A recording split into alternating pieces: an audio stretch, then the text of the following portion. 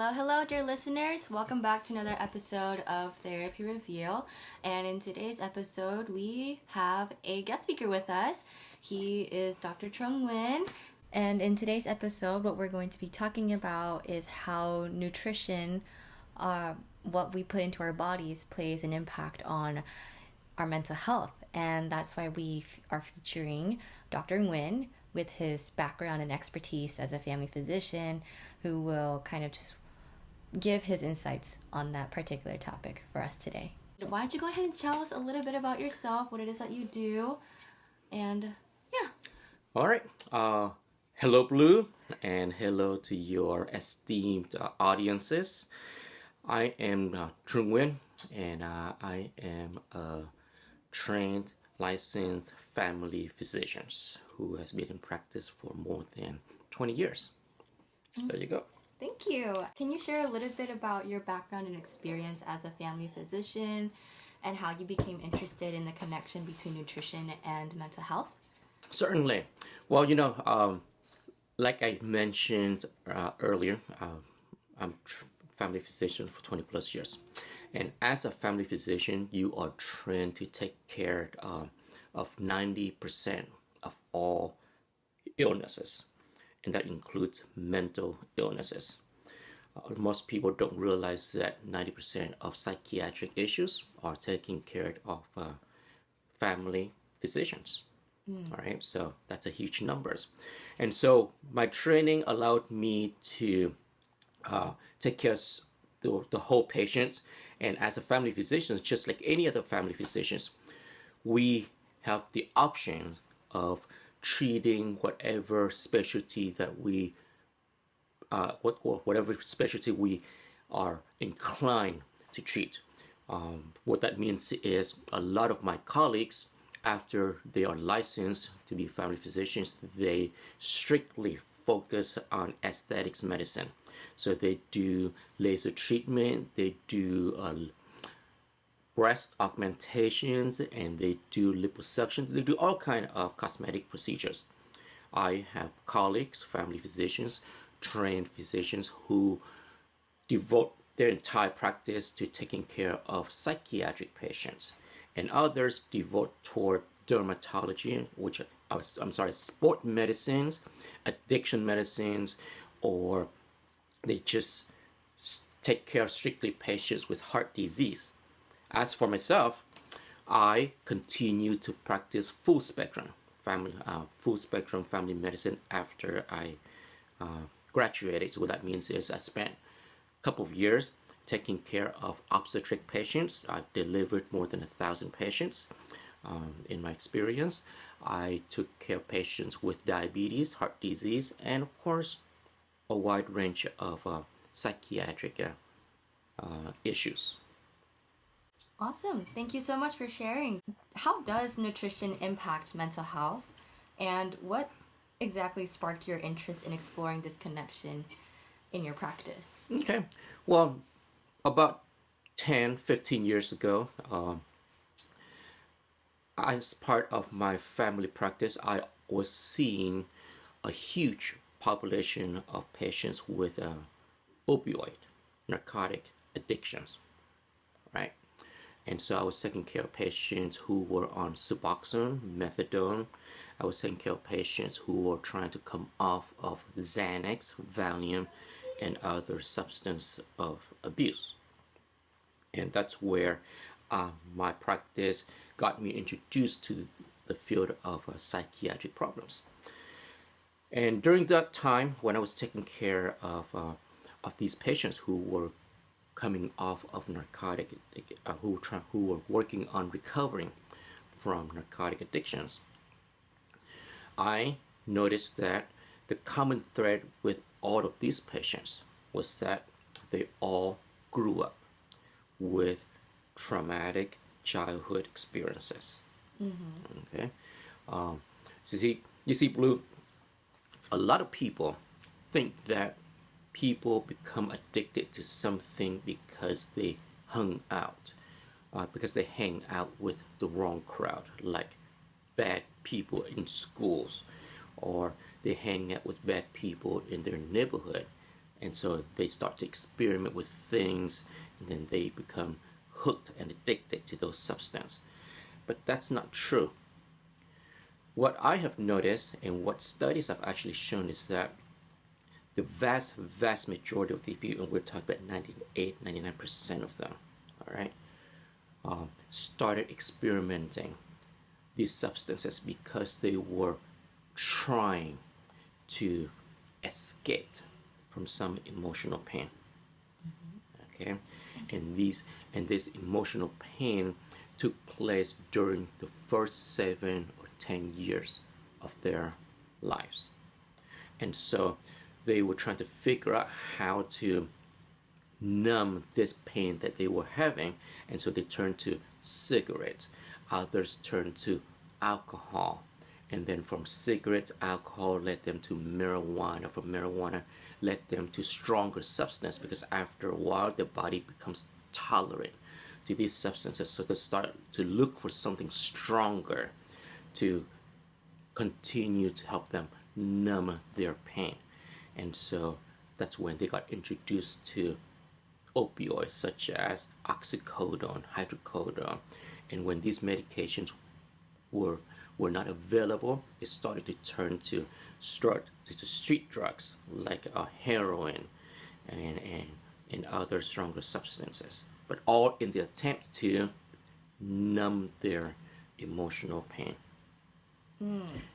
I see. That's interesting. And can you provide examples of specific nutrients or dietary patterns that have been shown to influence mental well-being? To that end, let me share a diagram with you, Blue. What you're looking at is a diagram that represents your body, okay? So this could be your brain, your heart, your kidney, your muscles, just your body overall, all right? So when we come to talk about nutrition, this is the part where so much of healthcare system neglects, because when we have patients coming in with diabetes, when we have patients with heart disease or any form of mental illness, we as a healthcare profession often fail to talk about nutrition as part of their recovery. And as a result, they continue to have symptoms because the root of the problem continues to be there.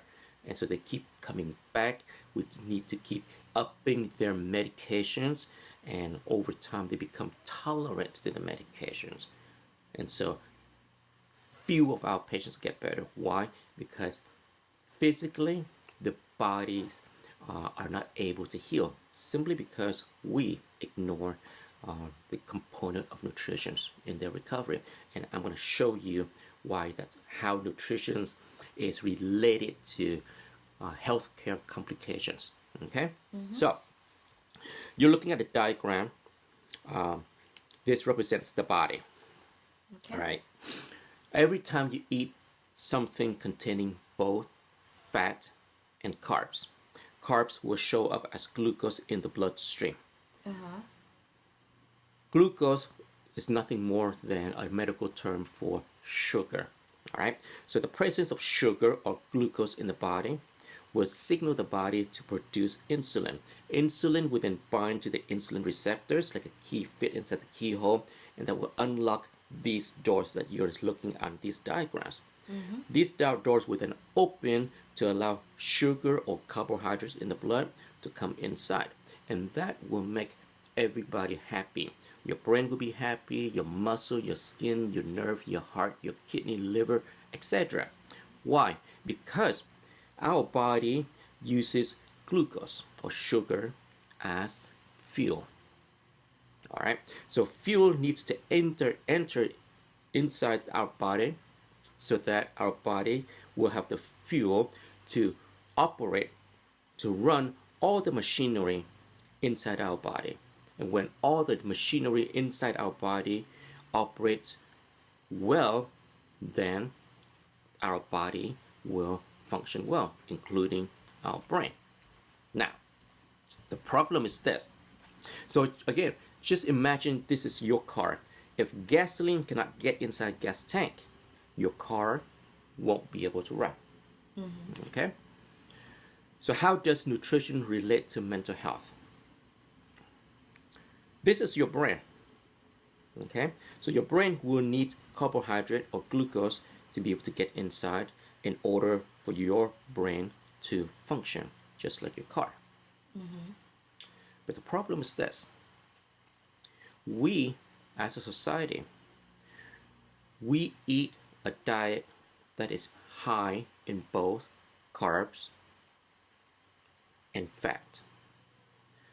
So the problem is this. When we consume a diet that's high in both carbs and fat, fat will begin to be stored up in our body, and that's normal from the scientific standpoint, because our bodies are programmed to store up fat in case there is a famine or starvation around the corner, because fat is the best form of reserved energy, right? And that worked well for most part of the world. Why? Because most part of the world still deals with starvation, famine, not having enough nutrition. But when we're talking about a country like the USA or other Western nations, there isn't much of an issue of famine or starvation. And so the body continues to store up fat, store up more and more and more fat, because that's what the body is programmed to do. Unfortunately, once the fat level in each of our body reaches a certain threshold that's different for you, different for me, different for Blue, etc., then beyond that threshold, fat begins to interfere with these receptors. Okay, this is that I'm pointing at. So what does that mean? That means the insulin that your body is producing will not be able to fit inside those receptors like a key fitting inside the keyhole anymore. So here's an analogy. Imagine you come home today and you realize that some kid from the neighborhood has stuck a piece of gum inside the keyhole of your front door. Now, can you put your key inside the keyhole to open your front door? No. That's what fat is doing. Fat, excessive fat in our body will begin to plug up those keyholes on the insulin receptors. And as a result, the insulin that your body produces won't be able to fit inside the receptor fully. And as a result, these doors cannot open fully to allow sugar in the blood to come inside fully. And then that in turn would affect the mental health? Well, this is your brain. Right. If the doors where fuel needs to come through cannot open fully, then your brains are not getting fuel or carbohydrate inside fully to run all the machinery inside the brain. And as a result, your brain won't be able to function effectively. Oh, that's interesting. Thank you so much for sharing. Now, so that's a brain, that's your heart, that's your kidneys.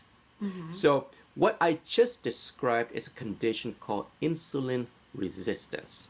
Okay, meaning your body is resisting the effect of insulin because insulin cannot fit inside the keyholes to open those doors. When it gets severe enough, we call it diabetes. All right. How does diabetes relate to mental health? Well, dementia, over time, when your brain cannot bring in enough fuel, then you will develop dementia, meaning loss of memories.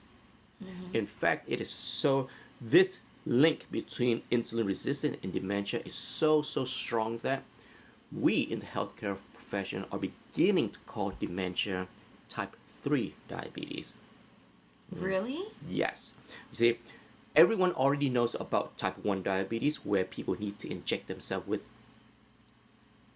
extra insulin because their body cannot produce insulin, right? Right. There's type 2 diabetes, which is the most common form. When you walk around and you see somebody who is overweight, somebody who's obese, somebody who needs to take metformin, Ozempic, and other medications, they have type 2 diabetes, meaning their body still making insulin, but their insulin receptors cannot receive the insulin. They have insulin resistance, right? Yeah. When you have insulin resistance long enough and it starts to affect the brain, how the brain functions, then you will start to have dementia.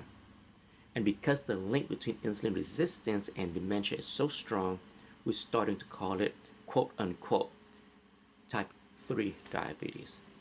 So how does that relate to mental health? Have you ever met someone with depression, anxiety, panic attack, who lives on a healthy nutrition? Now, the vast majority of these individuals have a very poor diet. They have a diet that is high in both processed carbs and high in fat. And what did we say earlier? Fat is what's interfering how the insulin interact with the insulin receptors. Fat is what affecting how the brain take in its fuel. And when you consume a diet that is excessively high in fat, that will affect how the brain function. So when you have someone comes in with a childhood trauma, all right, and you try to give them all these medications, you try to give them therapy, hoping that their brain would physically, biochemically heal from their childhood trauma. But at the same time, they're consuming the standard American diet, which is a diet that is high in both processed carbs and fat. So now their brains continue to be physically injured. And at the same time, you try to give them therapy. How will their brain heal when their brains cannot operate effectively? And the answer is not very well. And as a result, we see such a low rate of recovery from these patients as they go through psychotherapy or behavioral therapy. Why? Because we have been ignoring what type of nutrition they have been consuming. That is very interesting. Thank you for sharing your insights on that from your field of expertise. So based on your practicing experience, have you seen any improvements in mental health conditions through dietary interventions? Well, through dietary interventions alone is not the key, right? It's just like an athlete. If you want an athlete to become better at their game, you don't just give them a healthy diet. You have to put them through an effective training program too. But at the same time, have you ever seen a world-class athlete living off of In-N-Out or McDonald's? No. Answer, of course not. So both have to go together. So when we see that taking place, somebody consuming a healthy diet and receiving effective behavioral therapy, those are the ones who will recover. And yes, I have seen that during my years taking care of patients who were working on recovering from the opioid. Their success not only came from coming off of their heroin and narcotics, but also coping with healing from their childhood injuries. I see. That's very interesting.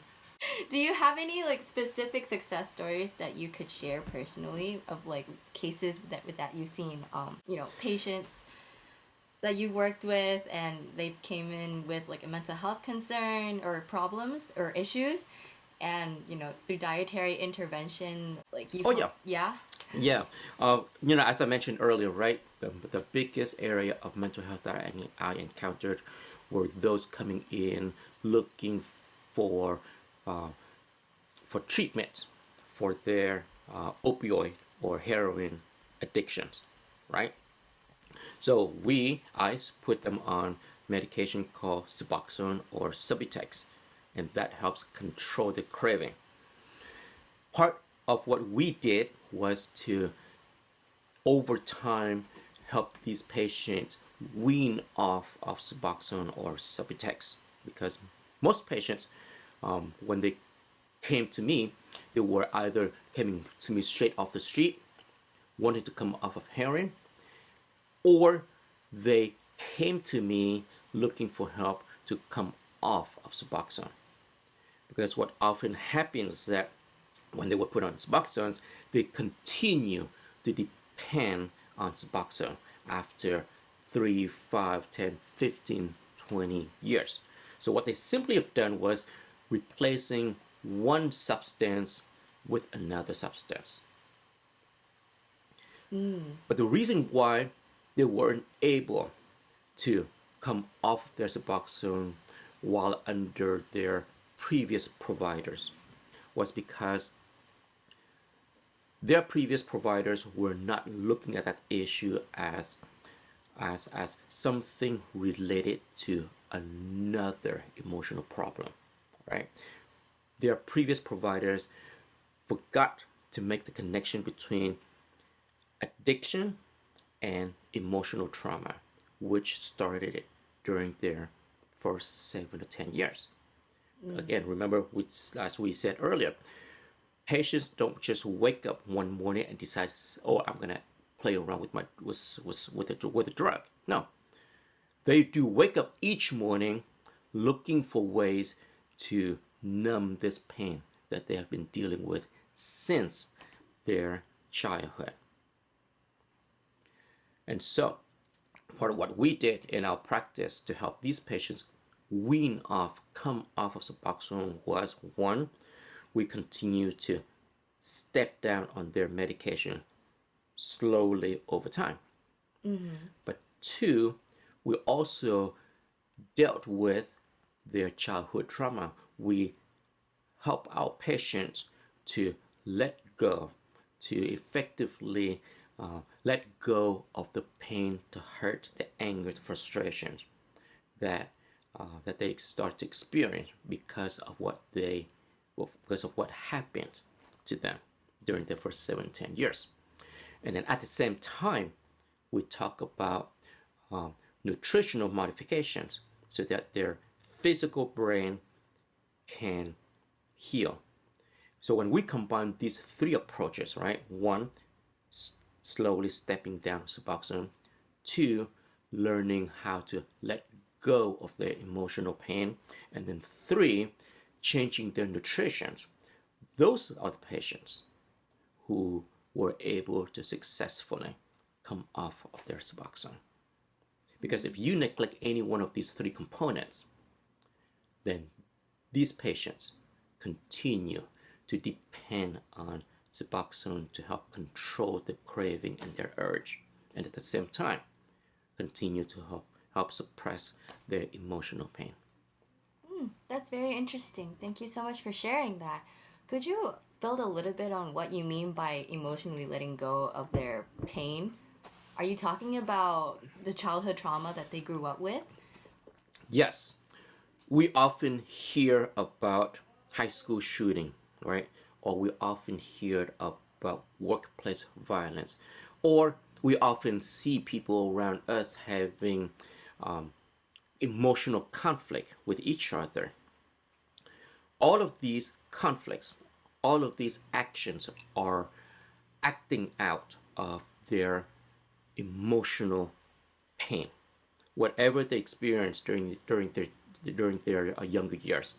They have continued to repress or suppress these disempowering emotions.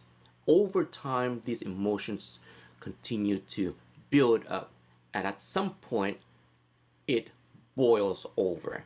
And when it boils over, that's when they lashed out at other people around them.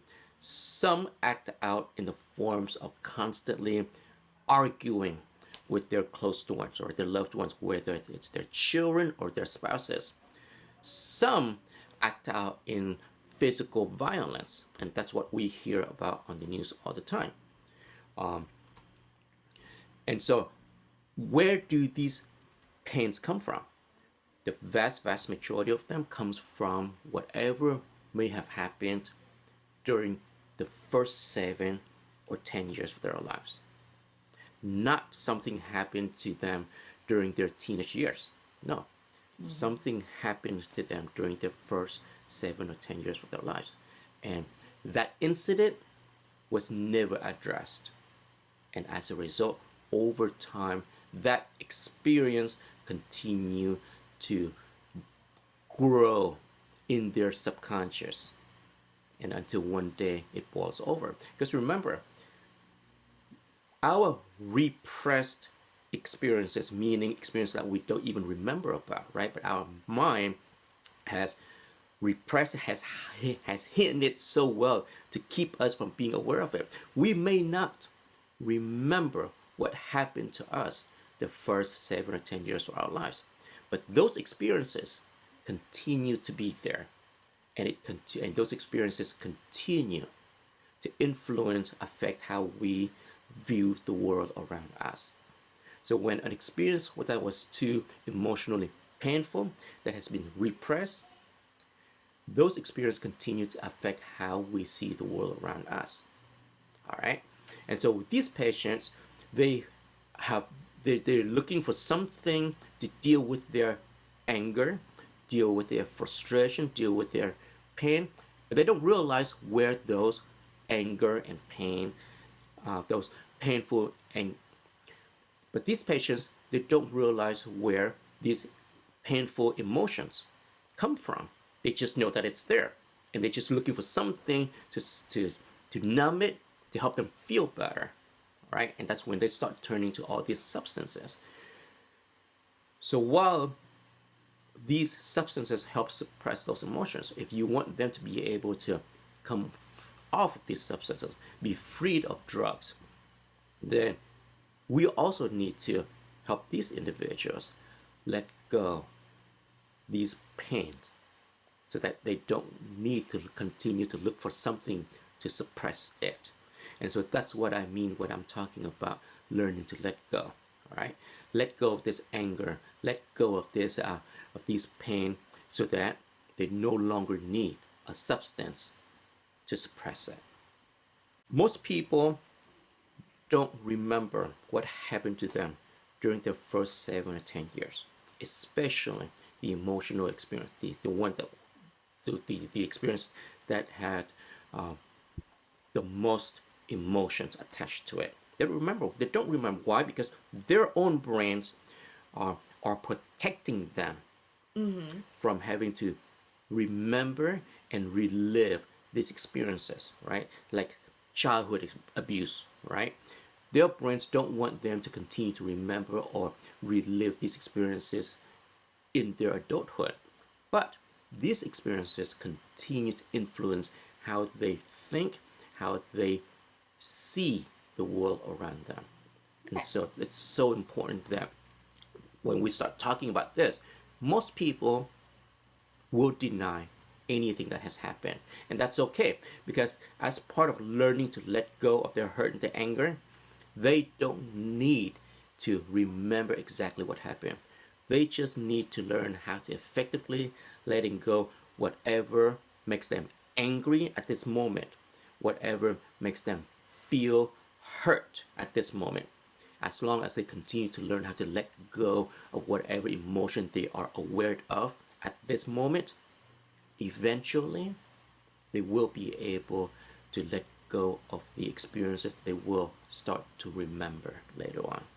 Yeah, and I believe in order to get to that point, you have to be emotionally self-aware, right? Yes, and of course not so much as emotional aware of what happened back then, right? It's being emotionally aware of what we are feeling right now.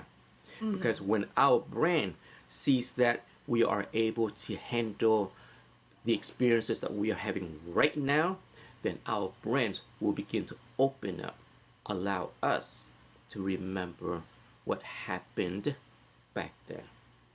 So all we need to do is focus on what's happening right now. Eventually, learning to let go of what's happening right now will allow us to let go of what happened back then. Whether or not we remember what happened back then. And I just think it's really interesting how you were able to link that to also just like the nutritional concerns that you brought up earlier on in the session too. And you incorporate those two aspects with the care that you provide to your patients.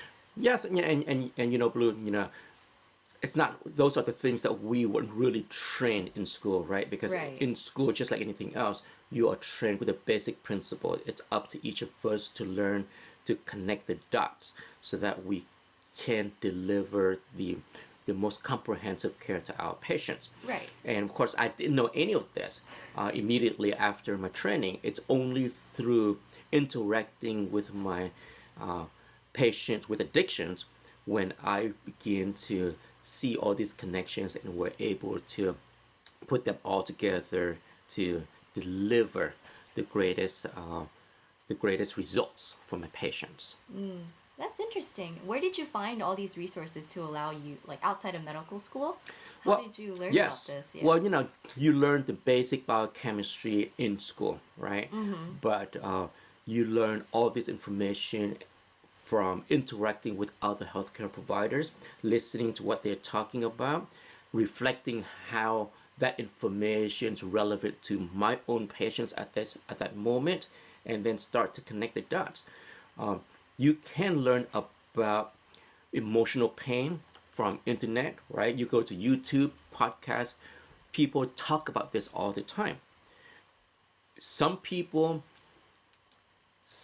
of my colleagues feel that in order to heal, patients must remember what happened to them. And so that's the field of psychotherapy, right? They talk to patients and have patients start talking about what happened to them. Other school of thoughts believe that, you know what, you don't have to remember what happened back then. As long as you learn how to let go what's happening right now, then you will eventually let go what happened back then, because the anger that we're feeling right now, today, is directly linked to the anger that started it during the first, started it from what happened the first 7 or 10 years. But at the same time, just like an athlete, you can put them through an excellent training program, but as long as they continue to live off of McDonald's and Burger King, they're not going to become world-class athletes. So just like emotional healing, right? Regardless of what therapeutic programs you put your patients through, if their brains are not physically, biochemically functioning effectively, then they're not going to receive the fruits of all these therapies. That's interesting. Thank you so much for sharing that. And then moving on, like from a preventative care perspective, what advice would you give to individuals looking to maintain good mental health through their diet or nutrition? Okay, so the question is, what constitutes a healthy diet, right? Sure. And I think that question is going to be another session in itself, because we're definitely not going to have time to effectively cover this.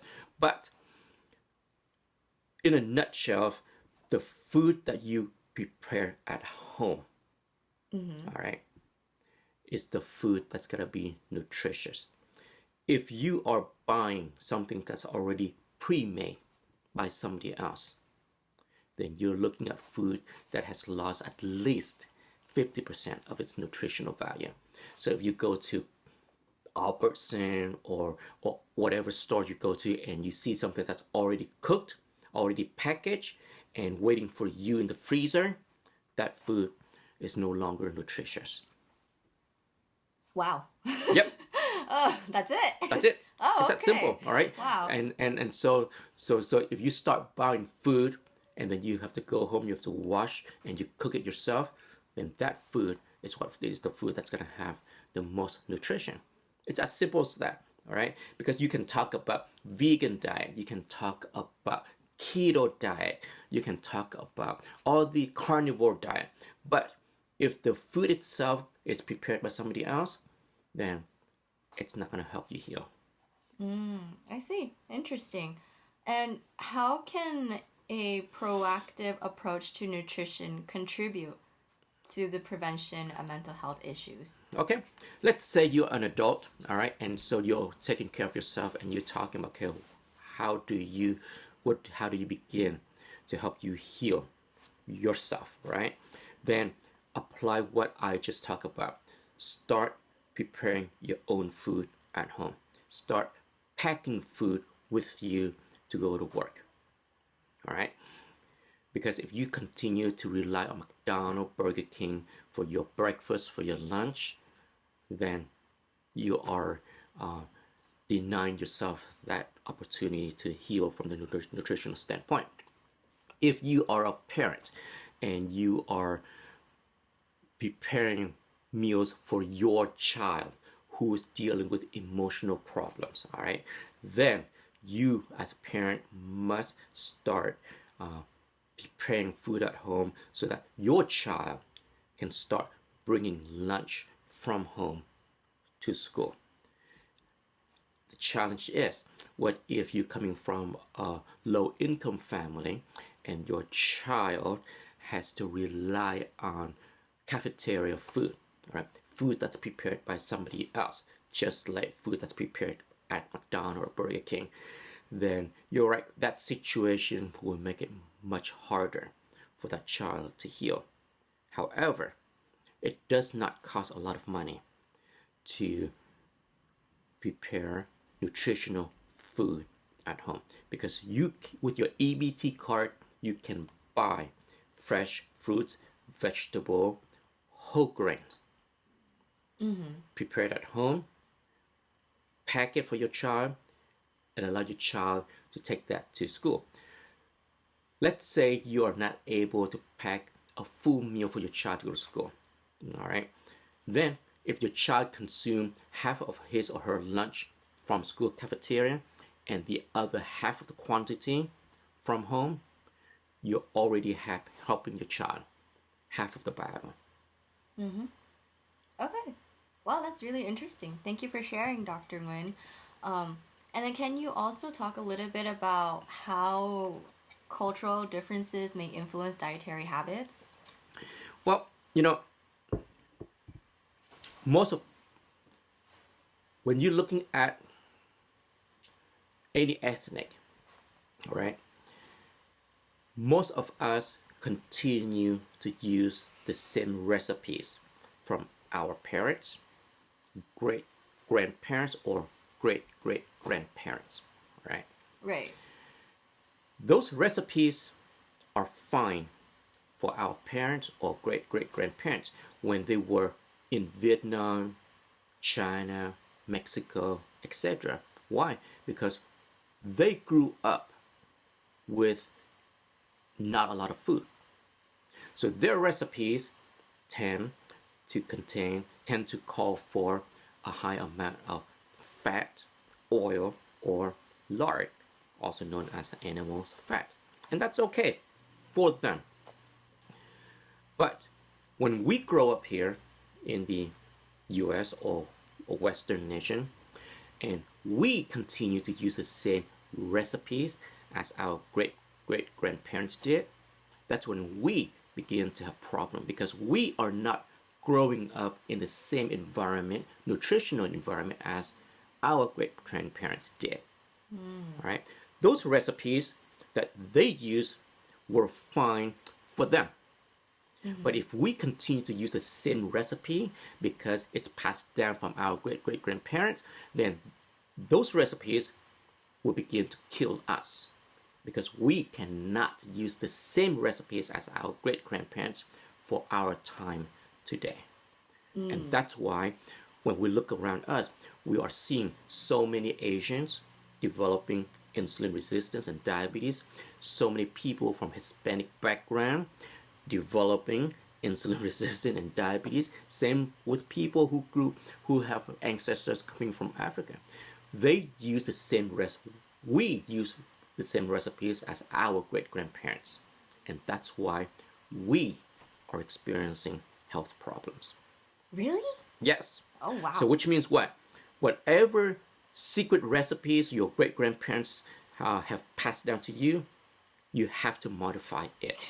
All right? Specifically, modify the amount of fat that goes into it. So if the recipe is calling for bacon, you may want to cut that in half. If the recipe is calling for deep frying or stir frying in whatever oil you choose, look to replace oil with something else, like fat-free pan spray or vegetable broth. Oh. All right? Replace the oil, replace the fat with something else. Otherwise, you will die.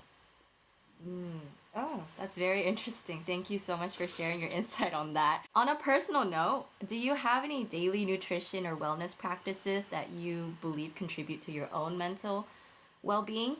Yes, so in our family, we continue to consume a low-fat or moderate-fat diet. At the same time, we continue to be physically active, right? I go do MMA training 4 days a week. I take my children with me because that's part of their exercise routines too. I do breathing exercise. I use what's called the Wim Hof exercise to help my body heal from the inflammation, and I share that with my children. I don't know if any of them applies it, but the information is there. So those are the things that we do. We don't have sodas in the house. We don't have juices in the house either. We consume just water. So those are the little things that we do to allow us to avoid having insulin resistance. Thank you so much for sharing that. Oh my gosh. Wow, that was a very insightful interview. I definitely learned a lot personally from all the things that you've had to share in regards to nutrition and how that relates to mental health. Do you have any final pieces of advice for our audience before we end the episode? Yes, 2 pieces of advice. Okay. 1, learn what is healthy nutrition. Okay. And then 2, learn how to let go. All right. We hear about you must let go. All right. We learn about the importance of letting go. But very, very few people know how to do it. All right. It's not a matter of, let it go. No. There is a systematic process that we must know so that we can let go of our pain, our anger, our frustrations. And those 2 things, nutrition and letting go, will serve as the foundation of emotional and physical health. If we do one but ignore the other, then we're going to find ourselves running into the wall. Thank you for sharing that, Dr. Nguyen. And I understand that being able to incorporate new habits into our life takes a lot. It's easier said than done. And it takes discipline. Wouldn't you agree? Absolutely. Yeah. Absolutely. And whether or not we can maintain discipline will depend on whether or not we can tolerate discomfort, right? And that's going to involve 2 parts. 1, nutritional health, and 2, knowing how to let go of emotional discomfort. Thank you so much for taking the time out of your day to hop onto the show with us and to really give us the insights of your expertise in this particular topic and field. That's it for today's Therapy Reveal, and I hope that all of our viewers out there who are listening to this episode really enjoyed what this episode had to offer, what Dr. Nguyen had to offer in regards to his experience. And thank you for coming onto the show, All right. and I look forward to potentially having you again in the future. Well, Blue, it has been fun, and I hope your audience find this informative and useful. And if there's any questions coming from your audience to allow us to delve deeper into any particular topic, just let me know. Let's do this again. Feel free to drop in the comments. All right. And yeah. Right. Bye-bye, Thank you. everybody.